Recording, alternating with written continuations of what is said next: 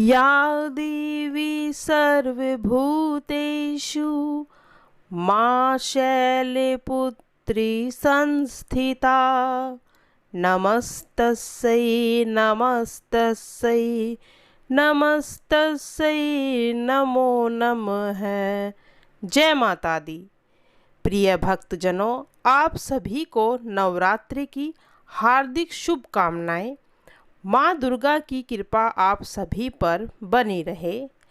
आज से अश्विनी मास के शुक्ल पक्ष की प्रतिपदा तिथि है और आज से नवरात्र व्रत का शुभ आरंभ हो रहा है। नवरात्रे का व्रत करने तथा व्रत की कथा सुनने से स्त्री पुरुषों को सभी प्रकार की मनोकामनाएं पूर्ण होती हैं और दुख और दरिद्र का नाश हो जाता है। तो आज मैं सुनाने जा रही हूँ अश्विनी मास के नवरात्रे में प्रथम दिन सुनी जाने वाली नवरात्रि व्रत की बड़ी ही दुर्लभ कथा। तो बड़ी श्रद्धा मन से सुनिएगा। माँ दुर्गा अपने पहले स्वरूप में शैलपुत्री के नाम से पूजी जाती हैं। पर्वतराज हिमालय की पुत्री होने के कारण इनका नाम शैलपुत्री पड़ा। अपने पूर्व जन्म में यह प्रजापति दक्ष के कन्या के रूप में उत्पन्न हुई थी। यह प्रजापति दक्ष की कन्या के रूप में उत्पन्न हुई और इनका नाम पड़ा सती। इनका विवाह शंकर जी भगवान से हुआ था।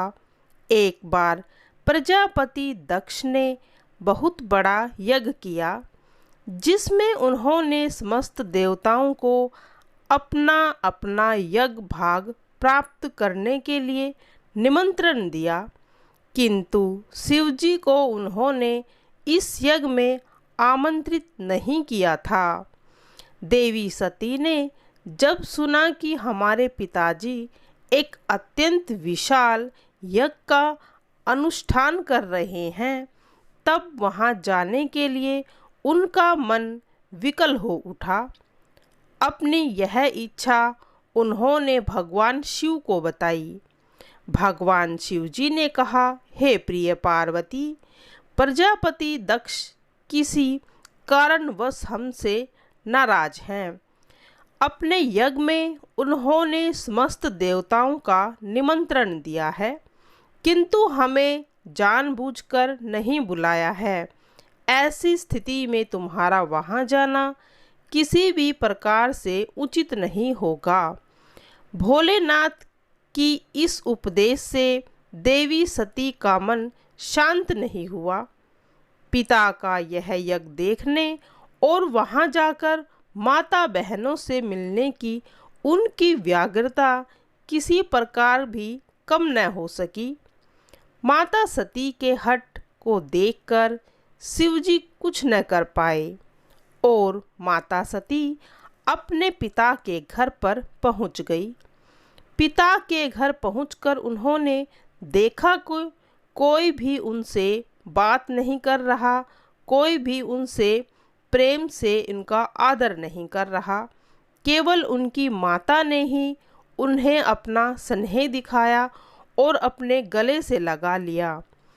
परिजनों के इस प्रकार के व्यवहार से देवी सती को बहुत ही दुख हुआ। उन्होंने यह देखा कि वहाँ भगवान शिव के प्रति तिरस्कार का भाव भरा हुआ है। दक्ष ने उनके प्रति कुछ अपमान शब्द बोले। यह देखकर माता सती का हृदय ग्लानि और क्रोध से संतप्त हो उठा। उन्होंने सोचा कि परमेश्वर भोलेनाथ जी की बात को न मानकर यहाँ आकर उसने बहुत बड़ी गलती की है। वह अपने पति भगवान शिव के इस अपमान को सहन ना कर सकी। उन्होंने अपने इस रूप को तत्काल वहीं योग अग्नि द्वारा जलाकर भस्म कर दिया। वज्रपात के समान इस करुण दुखद घटना को सुनकर शिव जी क्रोध में आ गए थे। अपने गणों को भेजकर दक्ष के उस यज्ञ का पूर्णतः विध्वंस कर दिया। सती ने योग अग्नि द्वारा अपने शरीर को भस्म कर अगले जन्म में शैलराज हिमवान की पुत्री के रूप में जन्म लिया और इसीलिए वे शैलपुत्री के नाम से विख्यात हुई। पार्वती हेमवती उन्हीं के नाम है। प्रिय भक्तजनों, इस जन्म में भी शैलपुत्री देवी का विवाह भगवान शिव जी से ही हुआ। कहा जाता है कि नवरात्र के प्रथम दिन यानी प्रतिपदा को जो भी भक्त माँ शैलपुत्री के दर्शन करता है, उनकी कथा को सुनता है, तो उनके सारे वैवाहिक जीवन के कष्ट दूर हो जाते हैं, क्योंकि माँ शैलपुत्री का वाहन वृषभ है। इसीलिए उन्हें वृषरूढ़ा भी कहा गया है। उनके बाएं हाथ में जल और दाएं हाथ में त्रिशूल रहता है। प्रिय भक्तजनों, एक बार फिर से बोलिए माँ शैलपुत्री की सदा ही जय हो। माता वैष्णो की देवी की कथा को अब श्रवण करेंगे। हंसाली नामक गांव में माँ वैष्णो देवी के परम भक्त श्रीधर रहा करते थे। वह निसंतान होने से दुखी थे। एक दिन उन्होंने नवरात्रि पूजन के लिए कुंवारी कन्याओं को बुलाया। माँ वैष्णव कन्या भेष में उन्हीं के बीच में आकर बैठ गई। पूजन के बाद सभी कन्याएं तो चली गई, पर माँ वैष्णो देवी वहीं रही और श्रीधर से बोली, आपको अपने घर पर भंडारे का निमंत्रण देकर जा रही हूँ।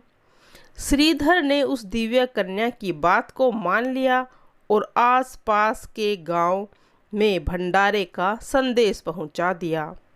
वहां से लौटकर आते समय गुरु गोरखनाथ और उनके शिष्य बाबा भैरवनाथ जी के साथ उन्होंने दूसरे शिष्यों को भी भोजन का निमंत्रण दे दिया। भोजन का निमंत्रण पाकर सभी गांववासी अचंभित थे कि वह कौन सी कन्या है जो इतने सारे लोगों को भोजन करवाना चाहती है। इसके बाद श्रीधर के घर में अनेक गांववासी आकर भोजन करने के लिए एकत्रित हो गए। तब कन्या रूपी माँ वैष्णो देवी ने एक विचित्र पात्र से सभी को भोजन परोसना शुरू कर दिया। भोजन परोसते हुए जब कन्या भैरवनाथ के पास गई, तब उन्होंने कहा कि मैं खीर पूरी की जगह मांस का भक्षण करूंगा और मंदिरा का पान करूंगा। तब कन्या रूपी माँ ने समझाया कि यह ब्राह्मणों के यहाँ का भोजन है, इसमें मांसाहार नहीं किया जाता। किंतु भैरवनाथ जानबूझकर अपनी बात पर अड़ा रहा। अब भैरवनाथ ने उस कन्या को पकड़ना चाहा, तब माँ ने उसके कपट को जान लिया। माँ वायु वेग से त्रिकुट पर्वत की ओर उड़ चली। भैरवनाथ जी उनका पीछा पीछा करते चले गए। माना जाता है कि माँ की रक्षा करने के लिए पवन पुत्र हनुमान भी थे। मान्यता है कि उस वक्त श्री हनुमान जी माता की रक्षा करने के लिए उनके साथ ही थे। हनुमान जी को प्यास लगी और माता के अनुग्रह पर धनुष से पहाड़ पर बाण चलाकर एक जलधारा को निकाल दिया और माता ने वहां पर जल पिया, फिर अपने केश धोए। आज वहीं पवित्र जलधारा बाण गंगा के नाम से जानी जाती है, जिसके पवित्र जल का पान करने या इसमें स्नान करने से श्रद्धालु की सारी थकावट और तकलीफ़ें दूर हो जाती हैं। इस दौरान माता ने एक गुफा में प्रवेश करके 9 माह तक वहाँ तपस्या की थी। भैरव जी भी उनके पीछे वहाँ आ गए थे। जब एक साधु ने भैरव जी से कहा, तू जिसे कन्या समझ रहा है वह आदि जगदम्बा है, इसीलिए उस महाशक्ति का पीछा छोड़ दे। भैरवनाथ ने साधु की बात को नहीं माना। तब माता गुफा की दूसरी ओर मार्ग बनाकर निकल गई। यह गुफा आज भी अर्धकुंवारी के नाम से या गर्भ भोजन के नाम से प्रसिद्ध है। अर्धकुंवारी में पहले माता की चरण पादुका भी थी। यह वह स्थान था जहाँ माता ने भागते भागते मुड़कर भैरवनाथ को देखा था। गुफा से बाहर आकर कन्या ने देवी का रूप धारण किया। माता ने भैरवनाथ को वापस जाने के लिए फिर से कहा, पर वह नहीं माना। माता गुफा के अंदर चली गई। तब माता की रक्षा के लिए हनुमान जी ने गुफा के बाहर भैरवनाथ से युद्ध किया। भैरवनाथ ने फिर भी हार नहीं मानी। जब वीर हनुमान निडाल होने लगे, तब माता वैष्णव ने काली का रूप लेकर भैरव का संहार कर दिया। भैरव का सिर कटकर भवन के 8 मील दूर चित्रकूट पर्वत की भैरवी घाटी में जा गिरा। उस स्थान को भैरवनाथ के मंदिर से भी जाना जाता है। जिस स्थान पर माँ वैष्णो देवी ने हठी भैरवनाथ का वध किया, वहाँ वह स्थान पवित्र गुफा भवन के नाम से प्रसिद्ध है। इसी स्थान पर माँ काली, माँ सरस्वती मध्य और माँ लक्ष्मी के बाएं पिंडी के रूप में गुफा में विराजमान है। इन दोनों में सम्मिलित रूप ही माँ वैष्णो देवी का रूप कहा गया।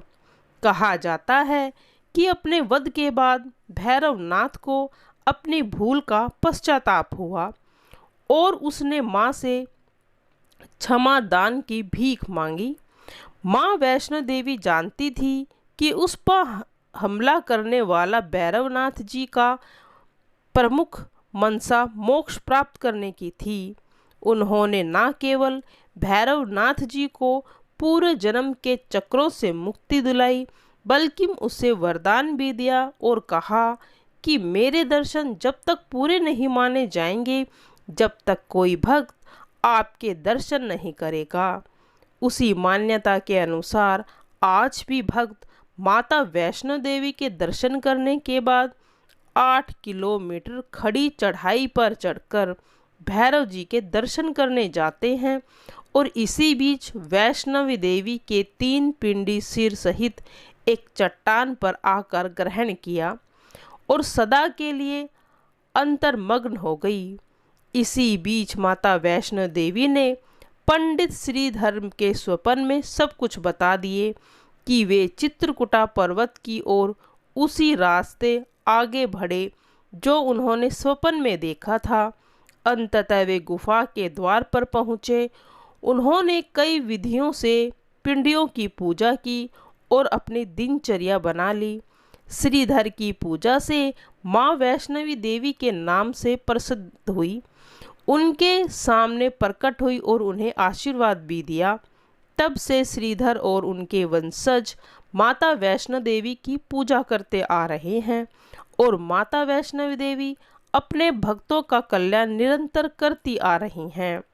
हिंदू पौराणिक मान्यताओं में जगत में धर्म की हानि होने और अधर्म की शक्तियों के बढ़ने पर आदि शक्ति ने सतरज तम और 3 रूप महासरस्वती, महालक्ष्मी, महादुर्गा ने अपने सामूहिक बल से धर्म की रक्षा करने के लिए कन्या के रूप में प्रकट हुई थी। यह कन्या त्रेता युग में भारत के दक्षिणी समुद्र तट पर मनोरमा में पंडित रत्नाकर की पुत्री के नाम में अवतरित हुई। कई साल से संतानहीन रत्नाकर ने बच्ची को त्रिकुटा का नाम दिया, परंतु भगवान विष्णु के अनुरूप में प्रकट होने के कारण वैष्णवी नाम से विख्यात हुई। लगभग 9 वर्षों पर होने के बाद उस कन्या को यह मालूम हुआ कि भगवान विष्णु ने इस भूलोक में भगवान श्री राम के रूप में अवतार लिया।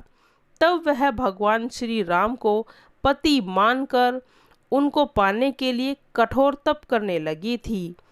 जब श्री रामचंद्र जी सीता के हरण के बाद सीता की खोज करते हुए रामेश्वर पहुँचे, तब समुद्र तट पर ध्यान मग्न इस कन्या को देखा था।